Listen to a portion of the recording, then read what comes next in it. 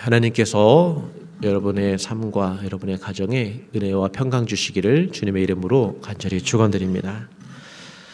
예수님은 제자들을 떠나기 전에 이렇게 제자들 앞에 두고 하나님께 기도하십니다. 하나님을 바라보며 하나님께 간구하시는데 아버지의 영광을 구합니다. 자기 자신이 아버지께서 주시는 그 일을 통해서 자기가 영화롭게 되고 또 이것이 아버지를 영화롭게 해달라고 간구합니다. 그리고 제자들을 위해서 기도합니다. 제자들이 거룩해지도록, 그리고 세상에 속하지 않도록, 악에 빠지지 않도록 예수님은 제자들을 위해서 친히 기도하셨습니다. 그리고 20절부터는 제자들뿐만 아니라 제자들로 말미암아, 제자들의 말로 말미암아 예수님을 믿게 된 그런 사람들을 위해서 기도하십니다. 교회를 위해서 기도합니다. 예수님을 믿지만 직접 예수님을 보지 못한 사람들, 그 사람들을 위해서도 예수님은 기도하십니다.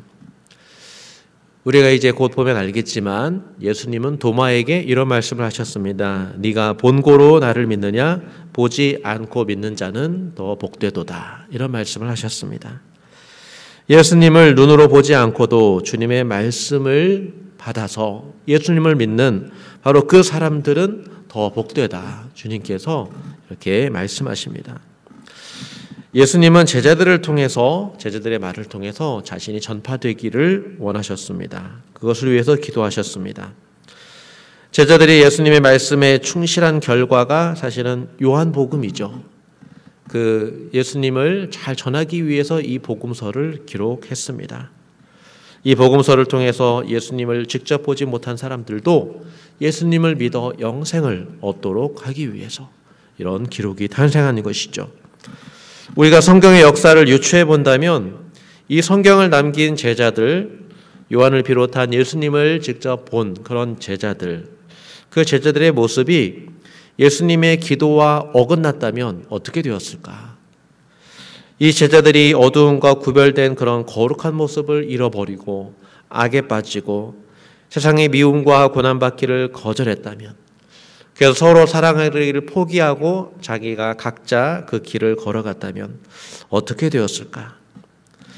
그렇다면 이 사도들은 이런 성경 말씀을 남길 수도 없었을 것이고, 그리고 이 제자들이 주님을 전한다 할지라도 그 주님이 그 말이 신뢰받을 수 있었을까? 이런 생각을 해봅니다.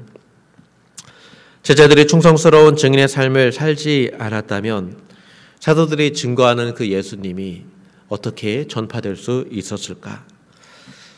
에베소서 보면 바울이 이런 말씀을 합니다. 너희는 사도들과 선지자들의 터 위에 세우심을 입은 자라.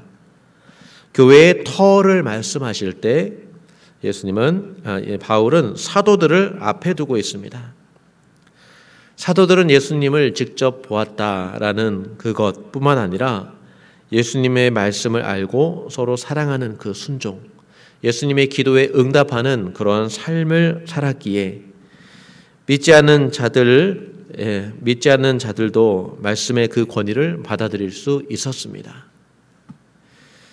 이런 점에서 교회는 사도들에게 빚을 졌죠. 이 사도들이 충성스럽게 증언하였기에 그 사도들이 남긴 그 글, 우리 이 신약 성경을 우리는 보고 이 위에 교회가 세워져 가고 있습니다. 예수님은 지식의 전달을 통해서 자신이 전파되기를 원하는 게 아니라 삶을 통해서 자신이 전파되기를 원하셨습니다. 하나님이 그 보이지 않는 그런 영생을 전하기 위해서 아버지와 함께하는 그런 삶, 교회의 삶을 통해서 주님이 전파되기를 원했습니다. 그래서 기도가 반드시 필요한 것입니다. 기도를 통해서 하나님의 도우심을 간절히 구해야 됩니다. 그래서 예수님은 제자들을 위해서 먼저 기도했고 이 제자들을 통해서 다시 예수님을 보지 못한 다른 사람들을 이렇게 전파될 수 있도록 기도하셨습니다. 예수님은 교회의 사명을 위해서 이렇게 기도할 때 21절에 보면 아버지께서 내 안에 또 내가 아버지 안에 있는 것 같이 그들도 다 하나가 되어 우리 안에 있게 하사 세상으로 아버지께서 나를 보내신 것을 믿게 하옵소서 하면서 예수님은 교회의 하나됨을 통해서 복음이 전파되기를 원하십니다. 믿음이 전파되기를 원하십니다. 또 23절의 말씀에 보면 교회의 하나됨을 통해서 하나님의 사랑을 세상이 알기를 원합니다. 정말 중요한 것은 교회의 하나됨입니다.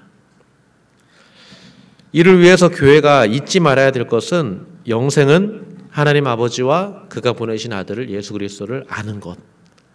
바로 이것이 먼저 가장 중요합니다. 사실 교회가 알고 전파하는 거죠. 교회가 모르고 전파하는 것은 그 능력이 없습니다. 요한복음이 말하는 영생의 정의가 이것입니다. 예수님을 알므로 하나님 아버지를 아는 것. 그래서 하나님 아버지와 예수님이 어떻게 함께 하셨는지를 아는 것. 그래서 서로 교제하며 살아가는 그런 삶이 사실은 영생이요 구원입니다. 우리가 하나님을 알므로 끝나는 것이 아니라 지식으로 끝나는 것이 아니라 그 예수님을 알고 아버지와 함께 하시는 그 사랑을 알고 그 기쁨을 알고 그 평안을 알고 그 안에서 함께 누리는 것. 바로 거기에서 교회가 바로 그 지식, 그 알므로 세상에 예수님을 전파하는 것입니다. 아버지와 아들의 하나됨 안에는 온 교회가 하나 되는 근거가 바로 거기에 있습니다. 교회는 오직 아들을 통해서 아버지를 만날 수 있습니다. 하나님을 알려면 다른 길이 없습니다. 오직 육신으로 오신 예수님을 보아야 합니다. 그 예수님을 보아야 우리는 아버지를 참되게 만날 수 있습니다. 그 예수님을 통해서 보내신 아버지를 알아야 됩니다. 자연을 통해서, 내면의 목소리를 통해서 아는 게 아닙니다. 말씀이 증거하는 그 육신의 예수님, 예수님의 삶과 예수님의 고난과 예수님의 부활, 그 주님을 만날 때 우리는 영생을 알게 되고 그 영생을 전할 수 있는 그런 교회가 됩니다. 바로 여기에 우리가 하나됨의 근거가 있습니다. 또 다른 하나됨은 하나님의 사랑을 세상에 전파하는 하나됨입니다. 주님이 이렇게 말씀하셨습니다. 내가 너희를 사랑한 것 같이 너희도 서로 사랑하라. 주님께서 제자들에게 이 기도를 하기 전에 발을 씻음으로 주님은 이 말씀을 제자들에게 해주셨습니다. 주님은 제자들이 열매 맺기를 원하셨습니다. 교회의 지체가 서로 사랑함으로 세상이 교회가 하나님의 사랑을 받고 있다는 것을 증거하게 하셨습니다. 이와 같은 사랑은 예수님 없이는 맺어질 수 없는 모습입니다. 주님은 포도나무 열매 비유를 통해서 이렇게 말씀하셨습니다. 너희가 나를 떠나서는 너희가 아무 열매를 맺을 수 없다. 주님께서 이 말씀을 하셨습니다. 교회의 하나됨은 바로 이 사랑의 하나됨은 예수님께서 제자들을 사랑하신 그 사랑을 닮아가는 바로 그 하나됨입니다. 우리가 서로 사랑하며 종로를 하는 그 모습의 하나됨, 이것을 생각해 보면 절대로 사람의 힘으로는 이런 삶을 살아갈 수가 없습니다. 어떻게 한 공동체가 그렇게 주님을 닮아가는 그 사랑의 모습을 실천할 수 있을까요? 억지로 그런 공동체를 만들려 해도 만들 수가 없습니다. 주님을 닮은 사랑의 모습, 한 사람이 아니라 공동체가 하나가 되어서 그 주님을 사랑하는 모습을 닮아가는 것, 바로 그것을 통해서 세상은 알게 됩니다. 교회 안에 주님이 거하시고 바로 교회가 하나님의 사랑을 받는 그런 공동체라는 것을 세상이 보게 될 것입니다. 예수님은 또한 24절에 내게 주신다도 나 있는 곳에 나와 함께 있어 하면서 주님의 영광을 그들로 보게 하시기를 원하옵나이다 라고 기도합니다. 교회가 주님의 영광을 보리라 라는 이 기도를 예수님께서 친히 하고 계십니다. 요한은 이렇게 기록했습니다. 말씀이 육신이 되어 우리 가운데 거하심에 우리가 그 영광을 보니 아버지의 독생자의 영광이요 은혜와 진리가 충만하더라. 그러니까 사도들은 예수님의 육신을 직접 보았습니다. 그리고 예수님의 삶을 통해서 그 영광을 보았습니다.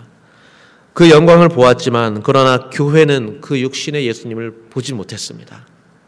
대신에 교회는 말씀을 통해서 이 제자들의 이 말씀을 통해서 하나님의 영광을 보는데 바로 예수님은 이것을 위해서 기도하는 것입니다. 예수님의 육신을 보지 못해도 이 교회가 말씀을 통해서 하나님의 영광을 보기를 원합니다. 예수님을 만나기를 원합니다. 예수님을 만남으로 하나님의 영광을 보고 그렇게 주님의 영광스러운 교회가 되기를 원합니다. 그렇게 주님이 교회를 위해서 기도하고 계십니다. 예수님이 교회를 위해 기도합니다. 그리고 제자들을 위해서 기도하셨습니다. 그리고 이 기도를 마무리하십니다.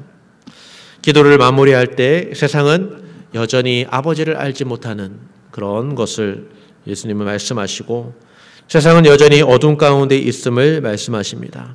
그러면서 제자들이 하나 되기를, 그래서 이 세상에서 하나님을 증거할 수 있는 그런 교회가 되기를 이렇게 예수님은 기도하셨습니다. 여전히 세상은 하나님을 알지 못합니다. 세상은 어두운 가운데 지금도 있습니다. 예수님의 기도를 보면 세상을 심판하는 그런 기도 제목은 없습니다. 세상은 악하니까 망해야 된다 이런 말씀은 없습니다.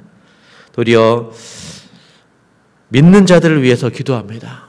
교회를 위해 기도합니다. 거룩해지도록, 악에 빠지지 않도록, 서로 사랑할 수 있도록, 예수님을 알고 그 영광 중에 교회가 살아갈 수 있도록, 빛 가운데 살아갈 수 있도록 오직 그것을 위해 기도하십니다. 예수님은 심판을 위해서 오신 게 아니라 이 교회를 통해서 세상이 하나님을 알 수 있기를, 여전히 주님은 구원을 위해서 기도하셨습니다. 오직 심판은 아버지께 맡겨두신 것이죠. 오늘날 주님의 기도는 교회의 복음 전파와 선교를 통해서 계속 이어지고 있습니다. 그 기도가 계속 이루어져 가고 있습니다.